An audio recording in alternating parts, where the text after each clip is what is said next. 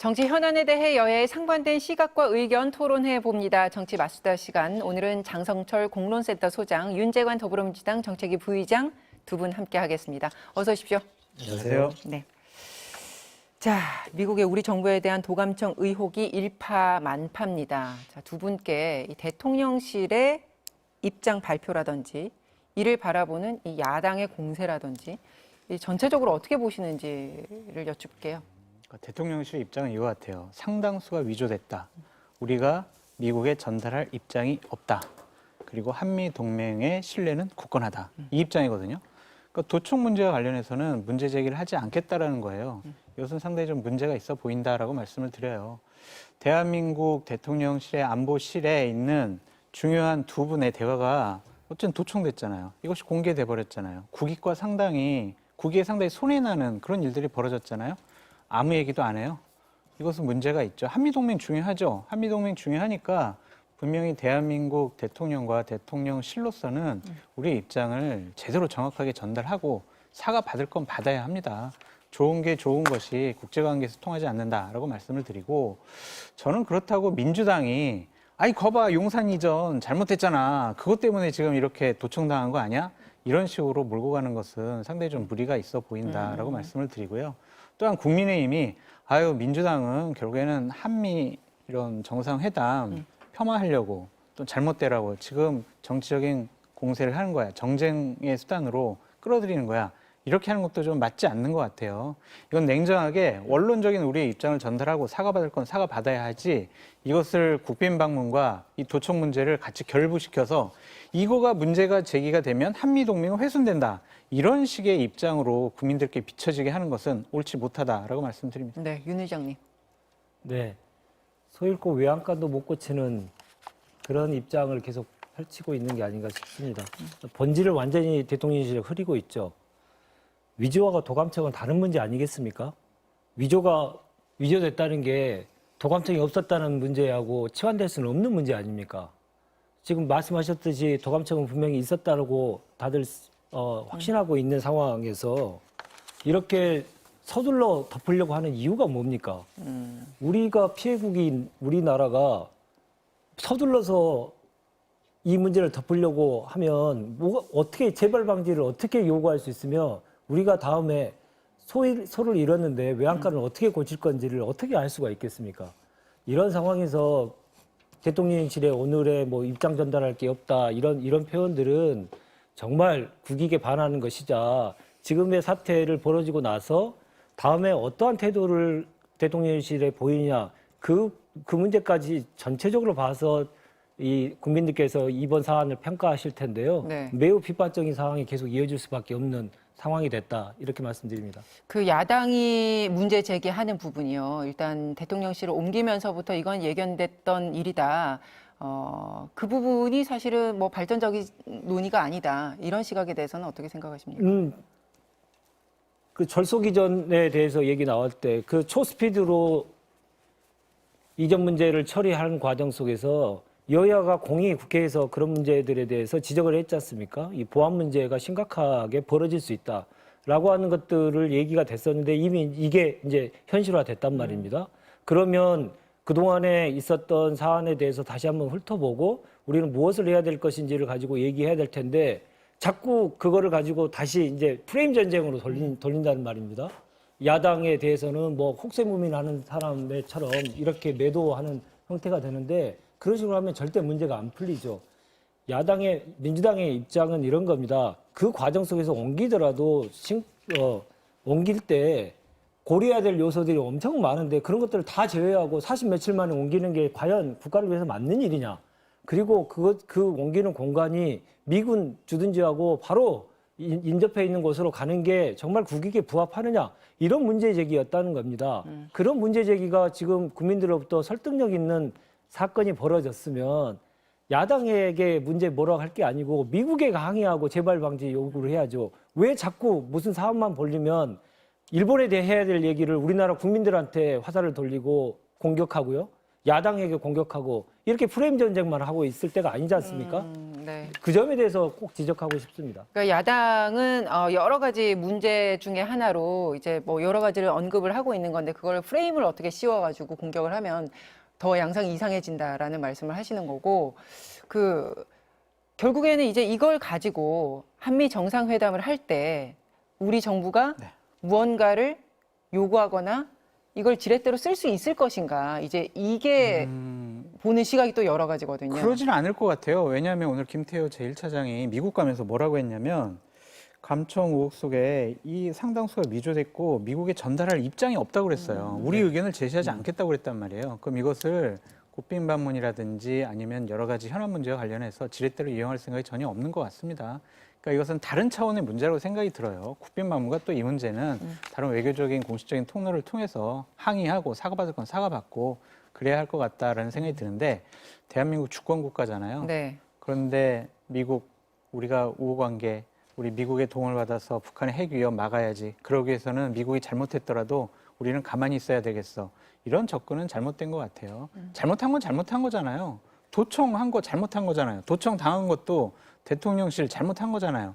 그러면은 그 잘못들을 잘 수습하고 또 처리하고 대안 마련하고 이게 맞지. 이걸 또 프레임 전환해서 야당 공격하고 미국에는 할 말 못하고 이것은 옳지 않은 것 같다라는 생각이 듭니다. 그 장 소장님은 도감청이 문제긴 문제지만 한미 정상회담의 의제와는 엮을 이유가 없고 그건 따로따로 접근을 해서 문제를 해결해야 된다라고 보시는 아니 그러니까 우리가 이걸 가지고 이 도청 문제 관련해서 바이든 대통령이 사과를 하지 않으면은 우리 한미 정상회담 안 할 거예요. 국빈 방문 안 할 거예요. 이럴 수가 없잖아요. 이건 지렛대로 이용할 수가 없는 문제예요. 그 지렛대가 꼭 그렇게 극단적인 방법 말고 그럼 다른 어떻게 해요, 것도 그럼? 있지 않을까요? 아니, 어떻게 보십니까? 아니 그 외교 현장에서 꼭 우리의 주장이 100% 받아들여져야만 우리 국익이 증진되는 건 아니지 않습니까? 외교는 항상 주고받는 것인데 우리의 협상력을 더 높게 하기 위해서는 지금의 문제에 대해서 지적된 거에 대해서 미국 현지에서 우리가 뭐 그걸 밝혔습니까? 미국 현지에서부터 얘기가 나온 거 아니겠습니까?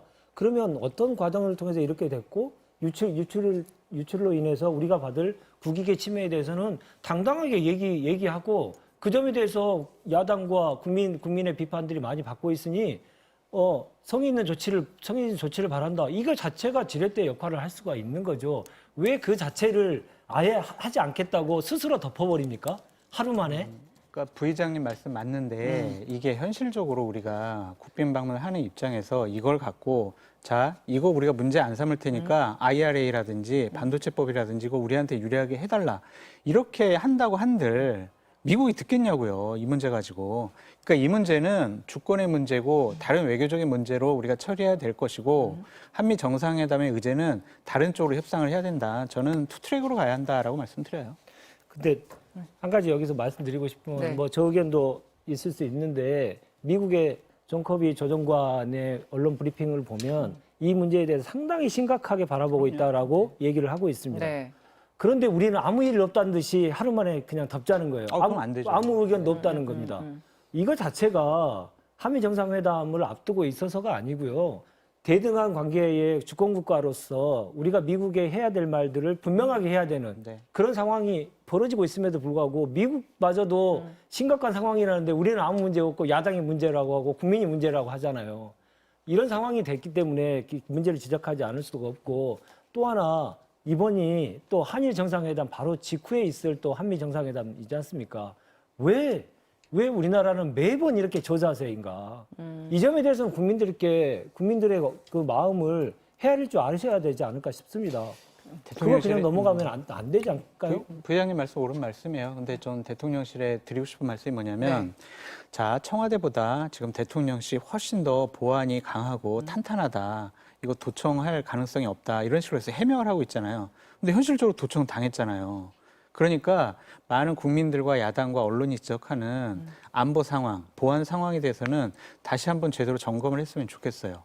왜냐하면은 미국에만 도청 당했을까? 아니면 일본, 중국, 북한에 도청은 안 당했을까? 그런 걱정이 있단 말이에요. 그러니까 이런 국민의 걱정과 의구심을 줄여주는 것이 대통령실의 의무다라고 말씀드립니다. 이 도감청 의혹에 대해서 이 중대한 사안이라는 데 좀 집중을 해서 문제를 접근을 할 필요가 있다. 특히나 라는 그 같은- 도감청됐던 내용이 우리나라의 안보 상황에 직결적으로 영향을 미칠 수 있는 이제 무기 지원 관련된 문제 아니겠습니까? 그건 이제 러시아와의 관계 문제, 러시아와 북한과의 미러 관계가 형성될 것이냐의 네. 문제, 이런 문제까지 다 연관되어 있기 때문에 매우 좀 신중하게 접근하고 무겁게 접근해야 된다. 이렇게 그냥 넘어갈 수는 없다. 네. 이런 말씀으로 알겠습니다. 자, 다음 이슈로 넘어가겠습니다. 대통령이 거부권을 행사했던 양곡관리법 문제입니다. 모레 이제 국회에서 재투표에 들어갈 예정이고요. 근데 말이 많습니다. 50억 클럽 특검, 또 간호법, 방송법, 여야 강대강 대치가 뻔히 보이는 법들이 이제 줄줄이 기다리고 있고요. 앞으로 이 양곡법 재투표라든지 이제 지금 이렇게 언급했던 다른 상정된 법안들 어떻게 될까요? 양곡법 재투표 해봤자 이건 통과되기 어렵지 않을까라는 좀 생각을 갖고 있고요. 다른 상정된 쟁점 법안을 민주당이 강행 처리하게 되면은요, 대통령이 다 거부권 행사할 것 같아요. 왜냐하면 지난주에 대통령께서 이런 말씀하셨거든요. 네. 의석수로 밀어붙이는 모든 법안을 거부하겠다. 지금 민주당 같은 경우에는 윤석열 정부가 내놓은 77개의 법안 같은 경우 한 건도 통과 안 시켜줬다. 우리가 일하고 싶어 하는데 통과 법안 하나도 안 시켜줬는데 자기네들이 내년 총선을 상정을 해서 총선에 유리한 구도를 만들기 위해서 일방적으로 처리하는 법안 나는 거부권을 행사하겠다. 이런 식의 입장 표명을 하셨거든요.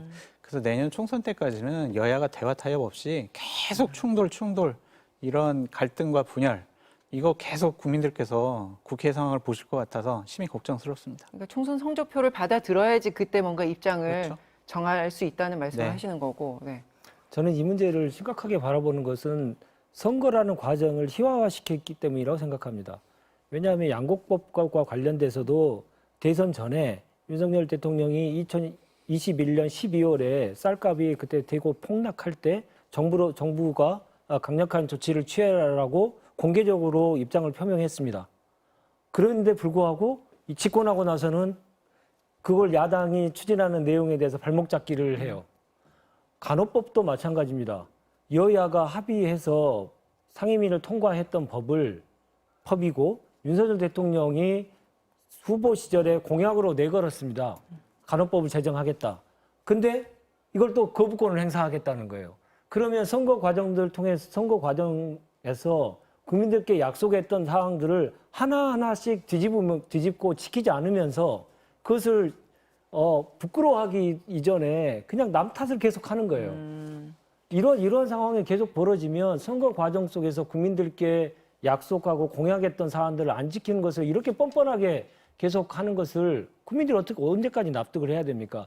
이 사안에 대해서는 여러 가지 본질적인 내용들에 대해서 얘기가 됐습니다마는 선거 과정에서 약속을 했고 그것을 가지고 당선이 됐으면 그것을 못 지킨다는 이유를 설명해야지 그걸 추진하는 세력의 발목을 잡으면 되겠습니까?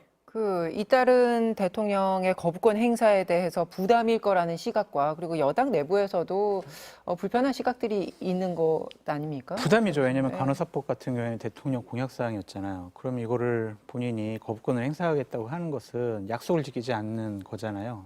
이거는 정치인으로서는 해서는 안 될 일이죠. 그래서 오늘 국민의힘에서는요.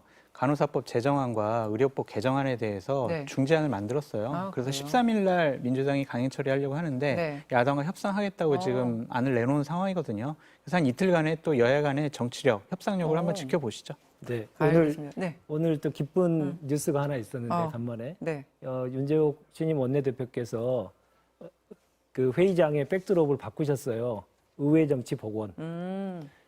여러 가지 투쟁과 이렇게 갈등의 상황이 계속 벌어지면 결국 이제 민생이 파탄 나는 상황이 되기 때문에 야당과 함께 협상해서 이제 정치력을 복원하겠다. 그러니까 매우 지금 좋은 시그널입니다. 근데 네. 그 시그널이 계속 이어질 수 있냐 여부는 지금 양곡관리법, 간호법 여러 가지 법들에 대해서 어떻게 처리하느냐가 시금석이 될 것 같고요.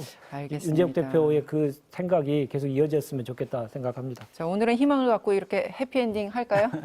감사합니다. 네.